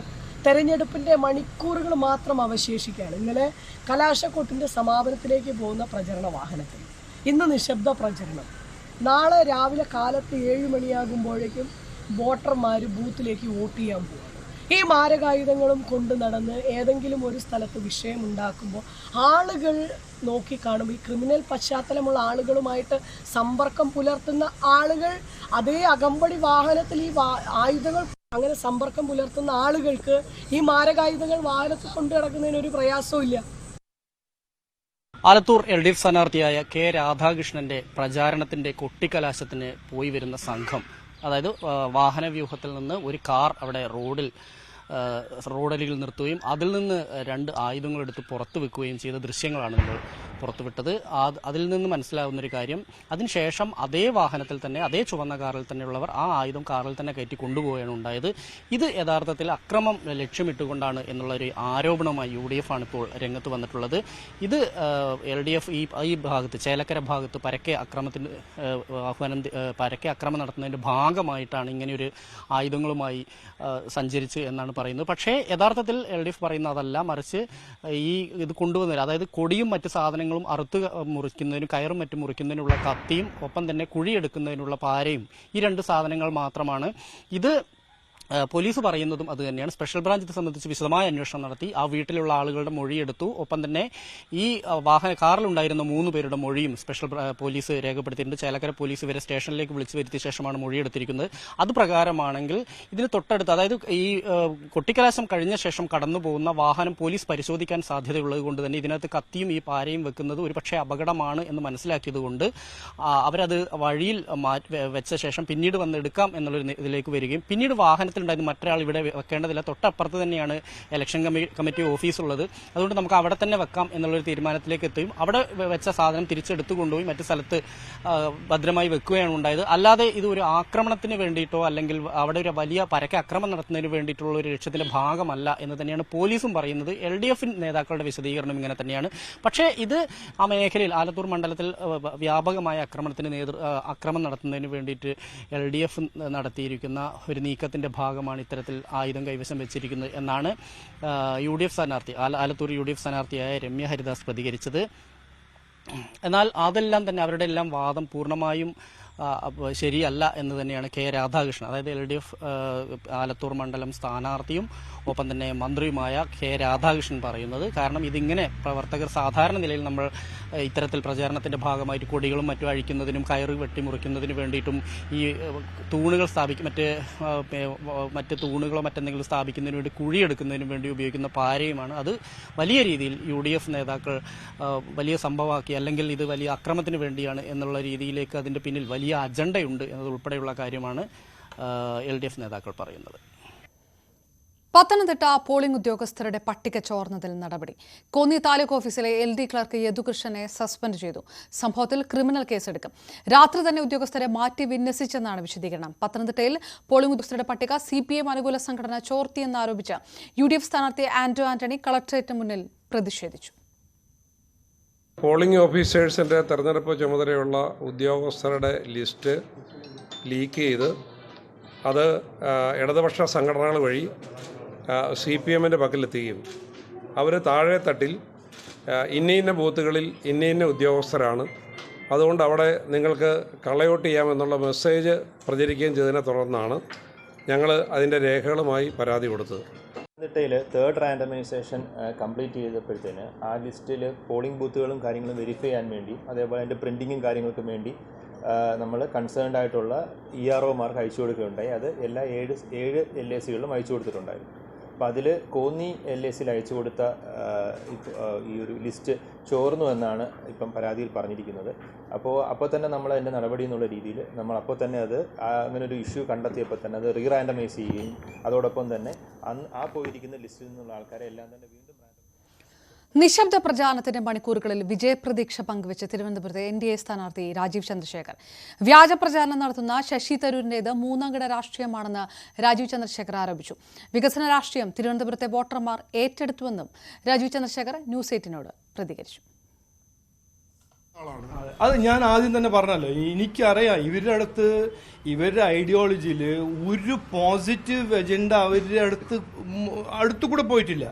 അവരിങ്ങനെ നെഗറ്റീവ് എൻ്റെ പേഴ്സണൽ അറ്റാക്ക് എനിക്ക് അങ്ങനെ ഒരു പേടിയൊന്നുമില്ല. എനിക്ക് അങ്ങനെ എൻ്റെ ലൈഫ് ഭയങ്കര ഓപ്പൺ ട്രാൻസ്പെറൻ്റ് ആണ്. അതുകൊണ്ട് അതൊരു വേറെ ഇഷ്യൂ. ഈ ജനങ്ങളെ പേടിപ്പിച്ച് ഈ വർഗീയവാദീൻ്റെ ഒരു ഫോൾസ് പ്രോപ്പഗാൻഡ ഈ പാവപ്പെട്ട ജനങ്ങളെ പേടിപ്പിച്ച് അവരുടെ മനസ്സിലൊരു വിഷം നിറച്ച് അങ്ങനെ ജയിക്കാനാണോ വിശ്വപൗരവനും അറിവിൻ്റെ വിസ്മയമെല്ലാം ഇറങ്ങിയിരിക്കുന്നത്? ഒരു സൈഡിൽ നിങ്ങൾ പറയുന്നു ഞങ്ങൾ ഭയങ്കര ഇൻ്റലിജൻ്റ് ആണ്, ഭയങ്കര വിശ്വപൗരമാണ്, ഗ്ലോബൽ സിറ്റിസൺ ആണ്. എന്നിട്ട് ചെയ്യുന്ന രാഷ്ട്രീയം ഒരു തേർഡ് റേറ്റ് രാഷ്ട്രീയം, ജനങ്ങളെ പേടിപ്പിച്ച് വോട്ട് എടുക്കുക എന്ന് പറഞ്ഞാൽ എൻ്റെ മനസ്സിൽ, സോറി ടു സേ ദിസ്, എൻ്റെ മനസ്സിൽ അതൊരു തേർഡ് റേറ്റ് പോളിറ്റിക്സ് ആണ്. അങ്ങനത്തെ പോളിറ്റിക്സ് അല്ല നമ്മുടെ തിരുവനന്തപുരത്ത് വേണ്ടത്. ഒരു ശരിക്ക് ഡെവലപ്മെൻറ്റും പുരോഗതിയും വികസനത്തിൻ്റെ ഒരു കോമ്പറ്റീറ്റീവ് പോളിറ്റിക്സ് ആണ് നമുക്ക് ഇവിടെ വേണ്ടത്. അത് ചെയ്യാണ്ട് ഇങ്ങനെ ലാസ്റ്റ് മിനിറ്റിലും ഇന്ന് എത്രയോ നുണ എക്സ്പോസ് ചെയ്ത് കഴിഞ്ഞിട്ടും ഇന്നും 24-ാം തീയതി വൈകുന്നേരം 25-ാം തീയതി ഇങ്ങനെ ഒരു രാഷ്ട്രീയം കളിക്കുന്ന ഒരു പാർട്ടി ഞാൻ കണ്ടിട്ട് ഞാനൊരു I am embarrassed and ashamed. Shashi തരൂരിനെ തലസ്ഥാനത്തെ മധ്യവർഗം കൈവിട്ടതായി LDF സ്ഥാനാർത്ഥി പന്ന്യൻ രവീന്ദ്രനും പ്രതികരിച്ചു. തരൂരിന് വലിയ വോട്ട് ചോർച്ചയുണ്ടാകും. 2ാം സ്ഥാനത്തിന് വേണ്ടിയാണ് തരൂരിന്റെയും രാജീവ് ചന്ദ്രശേഖരന്റെയും മത്സരമെന്നും പന്ന്യൻ രവീന്ദ്രൻ ന്യൂസ് 8നോട് പറഞ്ഞു. BJPയും പിന്നെ UDFും തമ്മിൽ മത്സരമാണ് 2ാം സ്ഥാനത്തേക്ക്. കേരളത്തിൽ പൊതുവെ പറയുന്നത് ഗോവിന്ദമാഷ് സംസാരിച്ചത് അത് ശരിയാണ്. കേരളത്തിൽ പൊതുവെ UDF നമ്മളാണ്. BJPക്ക് കേരളത്തിൽ അഡ്രസ് ഇല്ല. ഇവിടെ തിരുവനന്തപുരത്ത് അവരും മറ്റവരും തമ്മിൽ മത്സരമാണ്. എന്താ കാരണം എന്ന് പറഞ്ഞാൽ മറ്റവർക്ക് ഒരുപാട് ചോർച്ച സംഭവിച്ചിട്ടുണ്ട്. എനിക്കെങ്ങനെയാ ഇതിന് ധൈര്യം മതിയെന്ന് ചോദിക്കുന്ന ആൾക്ക് അദ്ദേഹത്തിന് അണികൾ ഒരുപാട് ചോർന്നു പോയിട്ടുണ്ട്. അദ്ദേഹത്തെ മധ്യവർഗ വിഭാഗം അദ്ദേഹത്തെ കൈവിട്ടിരിക്കുന്നു. തൃശൂരിൽ മത്സരം UDF-ഉം BJP-യും തമ്മിലാണെന്ന് ആവർത്തിച്ച് കെ മുരളീധരൻ. CPM-ന്റെ കേഡർ വോട്ടുകൾ BJP-ക്ക് മറിക്കാനാണ് ശ്രമം. മുഖ്യമന്ത്രിയുടെ മകളെ സംരക്ഷിക്കാനും ED അറസ്റ്റ് ഒഴിവാക്കാനുമാണ് ഇതെന്നും കെ മുരളീധരൻ ആരോപിച്ചു. പൗരത്വ ഭേദഗതി വിഷയത്തിൽ നിലപാട് പറയേണ്ടി വരുമെന്നതുകൊണ്ടാണ് രാഹുൽ ഗാന്ധിയുടെ ചാവക്കാട്ടെ റാലി ഒഴിവാക്കിയതെന്ന് തൃശൂർ LDF സ്ഥാനാർത്ഥി VS സുനിൽകുമാർ ന്യൂസ് 18നോട്. വയനാട്ടിൽ ലീഗിന്റെ കൊടി ഒഴിവാക്കിയതുപോലെ ചാവക്കാട് ലീഗിന്റെ കൊടി ഒഴിവാക്കാനാകില്ല. ആ ജാള്യത മറയ്ക്കാനാണ് LDF BJP ഒത്തുകളിയെന്ന് കെ മുരളീധരൻ ആരോപിക്കുന്നത്. തൃശൂരിൽ ഫ്ളാറ്റുകൾ കേന്ദ്രീകരിച്ച് BJP 288 കള്ളവോട്ടുകൾ ചേർത്തിട്ടുണ്ടെന്നും ആദ്യം പരാതി നൽകിയത് LDF ആണെന്നും സുനിൽകുമാർ ന്യൂസ് 18നോട് പറഞ്ഞു. നിശബ്ദ പ്രചാരണ ദിവസം മതസാമുദായിക നേതാക്കളെ കണ്ട് തൃശൂരിലെ NDA സ്ഥാനാർത്ഥി സുരേഷ് ഗോപി. കോട്ടയത്തെത്തി പാലാ കാഞ്ഞിരപ്പള്ളി ബിഷപ്പുമാരെ കണ്ട സുരേഷ് ഗോപി NSS ആസ്ഥാനത്തെത്തി സുകുമാരൻ നായരുമായി കൂടിക്കാഴ്ച നടത്തി. ശ്രീജിത്തിന്റെ റിപ്പോർട്ട്. നിശബ്ദ പ്രചരണ ദിവസം സാധാരണഗതിയിൽ സ്ഥാനാർത്ഥികൾ മണ്ഡലത്തിലാണ് ഉണ്ടാകാറുള്ളത്. പക്ഷേ സുരേഷ് ഗോപി മറ്റൊരു ശൈലി സ്വീകരിക്കുന്നു. സംസ്ഥാനത്തെ ബിഷപ്പ് ഹൗസുകളിലും ഒപ്പം തന്നെ NSS SNDP ജനറൽ സെക്രട്ടറിമാർ ഇവരെ കണ്ടുകൊണ്ടുള്ള ഒരു പ്രചരണത്തിനാണ് അദ്ദേഹം നേതൃത്വം നൽകിയത്. രാവിലെ പാലാ ബിഷപ്പിൽ നിന്നാണ് തുടങ്ങിയത്. തുടർന്ന് അദ്ദേഹത്തെ ജോസഫ് കല്ലറങ്ങാടിനെ കണ്ടു. അതിനുശേഷം അദ്ദേഹം കാഞ്ഞിരപ്പള്ളി ബിഷപ്പ് ജോസ് പുളിക്കലിനെയും കണ്ടു. ഇന്നലെ രാത്രി അരുവിത്തര പള്ളിയിലെത്തി പെരുന്നാളിൽ പങ്കെടുത്തുകൊണ്ടാണ് അദ്ദേഹം പ്രചരണമല്ല നിശബ്ദ പ്രചരണ ദിവസം അദ്ദേഹത്തിൻ്റെ ഒരു മണ്ഡലം വിട്ടൊരു പര്യടനത്തിന് ഫലത്തിൽ തുടക്കം കുറിച്ചത്. രാവിലെ പാലാ കുരിശുപള്ളി മാതാവിന് മുന്നിൽ മെഴുകുതിരിയും കത്തിച്ചു സുരേഷ് ഗോപി. തുടർന്ന് NSS general secretary G Sukumaran നായരെയും കണ്ടു. ഇതെല്ലാം സ്വകാര്യ സന്ദർശനം എന്നാണ് സുരേഷ് ഗോപി വിശേഷിപ്പിച്ചത്. NSSന്റെ അടക്കം തനിക്ക് അനുഗ്രഹം ലഭിച്ചിട്ടുണ്ട് എന്നാണ് അദ്ദേഹം മാധ്യമങ്ങളോട് പ്രതികരിക്കുകയും ചെയ്തത്. എന്തായാലും കുറച്ചു നേരം ഏതാണ്ട് അരമണിക്കൂറോളം ജനറൽ സെക്രട്ടറിയുമായി കൂടിക്കാഴ്ച നടത്തി. സാധാരണ NSS ആസ്ഥാനത്ത് നേരത്തെ ഒരു തവണ ബജറ്റ് സമ്മേളനത്തിലേക്ക് അദ്ദേഹം കടക്കാൻ ശ്രമിക്കുകയും അവിടെ നിന്ന് അദ്ദേഹത്തെ ഇറക്കി വിടുകയും ഒക്കെ ചെയ്തിട്ടുള്ള സംഭവങ്ങൾ ഉണ്ടായിട്ടുണ്ടായിരുന്നു. അതിനുശേഷം പലതവണ അദ്ദേഹം ഇവിടെ എത്തിയിട്ടുണ്ട് എന്ന് G സുകുമാരൻ നായർ തന്നെ പറഞ്ഞിരുന്നു. പക്ഷേ മാധ്യമങ്ങളുടെ സാന്നിധ്യത്തിൽ ആദ്യമായാണ് ഒരു സന്ദർശനം എന്നുള്ളതാണ് ഏറ്റവും ശ്രദ്ധേയമായിട്ടുള്ളത്. ഇന്ന് സംസ്ഥാനത്തെ മറ്റു പല ബിഷപ്പുമാരെയും അദ്ദേഹം ഇന്ന് രാത്രി വരെയും അദ്ദേഹത്തിൻ്റെ കൂടിക്കാഴ്ചകൾ തുടരും എന്ന് തന്നെയാണ് നമുക്ക് മനസ്സിലാക്കാൻ കഴിയുന്നത്. ഇന്നത്തെ ദിവസം ഇത്തരത്തിൽ വാർത്തകളിൽ നിറഞ്ഞു നിൽക്കുന്ന ഒരു രാഷ്ട്രീയ തന്ത്രമാണ് സുരേഷ് ഗോപി നടത്തിയത്. ആറ്റിങ്ങലിലെ ഇരട്ട വോട്ട് ആരോപണത്തിൽ കളക്ടർക്കെതിരെ അടൂർ പ്രകാശ്. കളക്ടർക്ക് എന്ത് സംഭവിച്ചുവെന്ന് മനസ്സിലാകുന്നില്ല. കളക്ടറാണോ ആറ്റിങ്ങലിലെ സ്ഥാനാർത്ഥിയെന്ന് അടൂർ പ്രകാശ് ചോദിച്ചു. ഇരട്ട വോട്ട് ചെയ്യാൻ കളക്ടർ അവസരമൊരുക്കി. ഇത് അംഗീകരിക്കില്ല. കോടതി പറഞ്ഞത് നടപ്പാക്കി മുന്നോട്ട് പോകാൻ കളക്ടർ തയ്യാറാകണം. ഭരണം മാറുമെന്ന് കളക്ടർ ഓർക്കണമെന്നും അടൂർ പ്രകാശ് പറഞ്ഞു. കാസർഗോഡ് ജില്ലയിൽ നിരോധനാജ്ഞ പ്രഖ്യാപിച്ചത് LDF-നെ സഹായിക്കാനാണെന്ന ആരോപണവുമായി UDF സ്ഥാനാർത്ഥി രാജ്മോഹൻ ഉണ്ണിത്താൻ. കളക്ടർ ആരുടെയോ ചട്ടുകമായാണ് പ്രവർത്തിക്കുന്നത്. സംഭവത്തിൽ തെരഞ്ഞെടുപ്പ് കമ്മീഷന് പരാതി നൽകുമെന്നും ഉണ്ണിത്താൻ പറഞ്ഞു. തെരഞ്ഞെടുപ്പിൽ ചിഹ്നം കാക്കാനാണ് ഇടതുപക്ഷവും രാജ്യം കാക്കാനാണ് കോൺഗ്രസും മത്സരിക്കുന്നതെന്ന് BK കുഞ്ഞാലിക്കുട്ടി. ആകെ കുറഞ്ഞ സീറ്റിൽ മത്സരിക്കുന്ന ഇടതുപക്ഷം ആ സീറ്റും വെച്ച് എങ്ങനെ രാജ്യത്തെ ന്യൂനപക്ഷങ്ങളെ കാക്കും?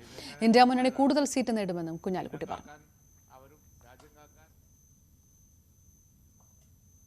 രാഹുൽ ഗാന്ധിയുടെ പൊളിറ്റിക്കൽ DNA പരിശോധിക്കണമെന്ന് PV അൻവർ. കേരളത്തിലെ തെരഞ്ഞെടുപ്പ് കഴിയാൻ കാത്തിരിക്കുകയാണ് രാഹുൽ ഗാന്ധി അയോധ്യയിൽ പോകാൻ. ഇത്തരത്തിൽ കേരളത്തിലുള്ളവരെ തെറ്റിദ്ധരിപ്പിക്കുകയാണ് രാഹുൽ ഗാന്ധിയും കോൺഗ്രസുമെന്നും അൻവർ ആരോപിച്ചു. അതാ പറഞ്ഞതിന്റെ ബാക്കി പത്രമാണ്. കണ്ണൂരിൽ വന്ന് കേരളത്തിന്റെ മുഖ്യമന്ത്രിയെ അറസ്റ്റ് ചെയ്യാത്തത് എന്താണ് RSS എന്ന് ചോദിച്ച രാഹുൽ ഗാന്ധിയുടെ നിലവാരം കേരളത്തിലെ ജനങ്ങൾ കണ്ടു. നെഹ്റു കുടുംബത്തിൽ അത് കാണൂല. അതുകൊണ്ട് തന്നെയാണ് അത് പറഞ്ഞത്. ഇവിടെ ഡൽഹിയിൽ നിന്ന് ഈ പറയുന്ന തായ്ലൻഡ് വഴി പട്ടായ വഴി വന്നിട്ട് കേരളത്തിൽ വന്ന് കേരളത്തിന്റെ പ്രിയപ്പെട്ട മുഖ്യമന്ത്രിയെ രാഹുൽ ഗാന്ധിക്ക് കൊട്ടാനുള്ള ചെണ്ടയല്ല ഈ പറയുന്ന സഖാവ് പിണറായി വിജയൻ. അപ്പൊ അദ്ദേഹം മനസ്സിലാക്കണം, അദ്ദേഹത്തിന്റെ വഞ്ചനയാണ് നാളെ നമ്മൾ കാണുമെന്ന് പറഞ്ഞത്. നാളെ വോട്ടിംഗ് കഴിഞ്ഞാൽ അദ്ദേഹം പോകുന്നത് അയോധ്യയിലേക്കാണ്. അത് കേരളത്തിലെ ജനം മനസ്സിലാക്കിയാൽ മതി. ഇപ്പോൾ കൊടിയും ബോർഡും എല്ലാം എടുത്തു വെച്ച് രാഹുൽ ഗാന്ധിയെ സംരക്ഷിക്കുന്ന മുസ്ലിം ലീഗിന്റെ സാധാരണക്കാരായ പ്രവർത്തകർക്ക് അത് കൃത്യമായി ബോധ്യപ്പെട്ടിട്ടുണ്ട്. അതിന്റെ ഒരു തിരിച്ചടി ഇവിടെ ഉണ്ടാകും.